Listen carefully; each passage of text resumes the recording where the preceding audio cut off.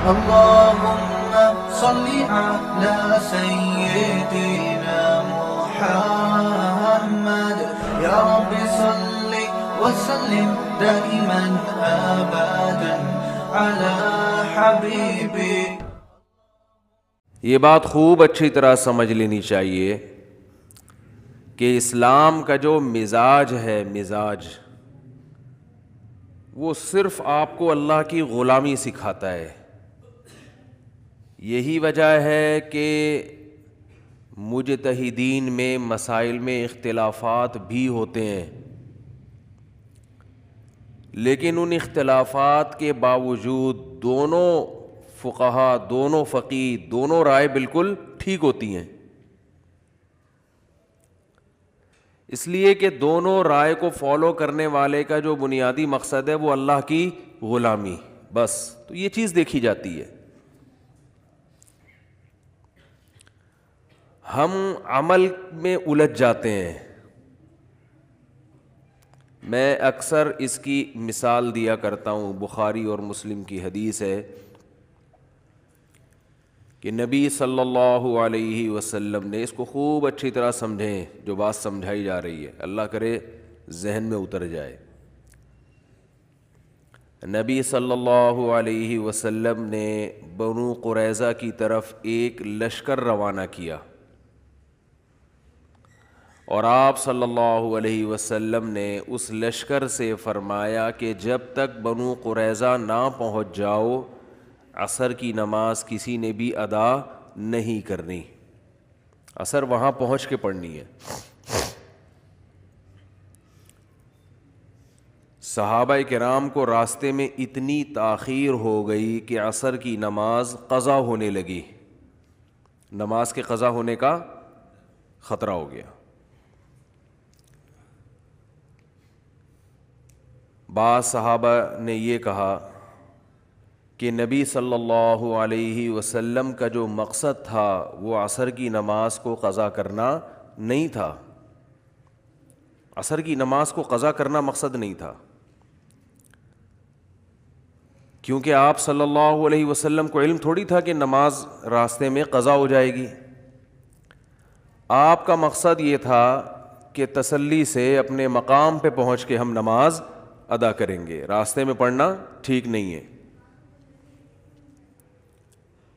لہذا ہم نماز اب پڑھیں گے کیونکہ نماز قضا کرنے کی اجازت نہیں ہے. اور حافظوا علی الصلوات والصلاۃ الوسطی، اللہ تعالیٰ کا ارشاد ہے نمازوں کی حفاظت کرو، خصوصاً درمیانی نماز کی. درمیانی نماز کون سی ہے؟ عصر. دوسرے فریق نے، صحابہ کی دوسرے گروہ نے یہ کہا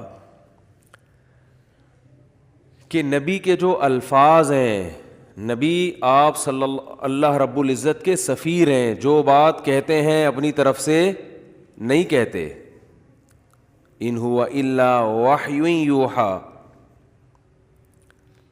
نبی صلی اللہ علیہ وسلم نے منع کیا ہے کہ راستے میں عصر کی نماز نہیں پڑھنی. تو ہم تو جو کچھ کر رہے ہیں نبی کے حکم پہ کر رہے ہیں، اور نبی کی غلامی کس کی غلامی ہے؟ اللہ کی. تو جس اللہ نے نماز کو فرض کیا ہے اسی اللہ نے ہمیں اجازت، ہمارے لیے حکم یہ کہ ہم یہاں نہیں پڑھیں گے. دو متضاد رائے سامنے آ رہی ہیں، ایک دوسرے کے بالکل اپوزٹ. بات آ رہی ہے سمجھ میں کہ نہیں آ رہی؟ اب یا تو کسی تیسرے کو جج بنایا جاتا جو فیصلہ کرتا، اور سب یہ مان لیتے کہ جو ان کا فیصلہ ہوگا ہم اسے مان لیں گے. تو جج بھی نہیں تھا کوئی. ظاہر ہے وہ جج تو نبی صلی اللہ علیہ وسلم ہوتے، آپ سے رابطہ ممکن نہیں تھا. تو صحابہ کرام کے دو فریقوں میں، دو جماعتوں میں اختلاف رائے ہوا. اب ایسا نہیں ہوا کہ انہوں نے تلواریں نکال کے لڑنا شروع کر دیا،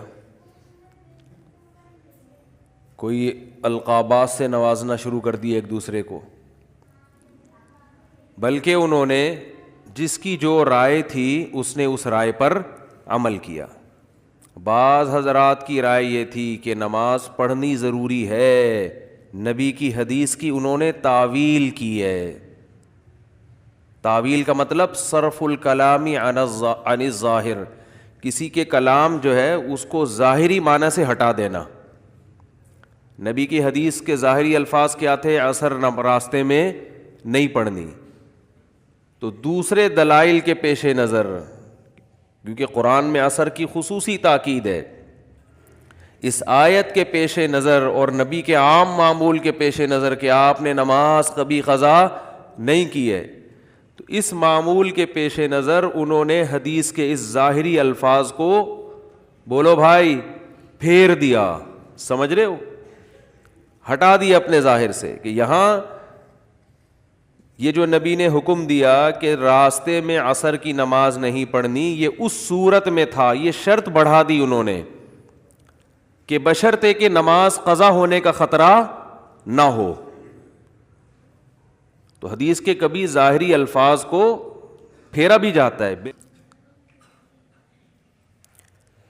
تو نبی صلی اللہ علیہ وسلم نے صحابہ کو حکم دیا کہ بنو قریظہ پہنچنے سے پہلے عصر کی نماز نہیں پڑھنی. بعض نے پڑھی اور بعض نے نہیں پڑھی. جنہوں نے پڑھی انہوں نے نبی کی حدیث کے ظاہری الفاظ کو فالو کیا. سمجھ رہے؟ دوسرے دلائل کو نہیں دیکھا. انہوں نے کہا یہ خود ایک مستقل دلیل ہے کہ ہم نے نہیں پڑھنی، بس نبی کا حکم ہے. جنہوں نے پڑھی انہوں نے نبی کے ان الفاظ کو دوسرے دلائل سے تقابل کیا اور ان الفاظ میں تعویل کی. تعویل کا مطلب ایک شرط کا اضافہ کر دیا کہ نبی کا جو یہ حکم تھا کہ بنو قریظہ پہنچنے سے پہلے عصر نہیں پڑھنی، یہ حکم اس صورت میں تھا کہ نماز قضا نہ ہو، اپنے وقت پہ پڑھنے کا ٹائم بھی مل جائے، لہذا ہم نماز پڑھیں گے اگرچہ نبی کے حدیث کے بظاہر خلاف ہی کیوں نہ ہو. یہ دونوں فریق جب نبی صلی اللہ علیہ وسلم کی خدمت میں حاضر ہوئے سفر سے واپسی پہ، تو آپ نے کسی کو بھی ملامت بولتے کیوں نہیں بھائی نہیں کی ہے. اب جو میں اصل بات سمجھانا چاہ رہا ہوں اس کو کھوپڑی میں بٹھانا چاہیے ہم سب کو. دیکھو اس سے بڑا اختلاف اسلام میں ہو نہیں سکتا، کیونکہ اسلام میں سب سے اہم ترین حکم کیا ہے؟ نماز. اس سے بڑا اختلاف ہو سکتا ہے؟ کیونکہ توحید کے بعد سب سے پہلا حکم اور سب سے اہم حکم جس کے بارے میں قبر میں سب سے پہلے سوال ہوگا وہ کیا ہے؟ نماز. مفتی طارق مسعود صاحب کے بیانات سننے کے لیے youtube.com/مفتی طارق مسعود کو سبسکرائب کریں.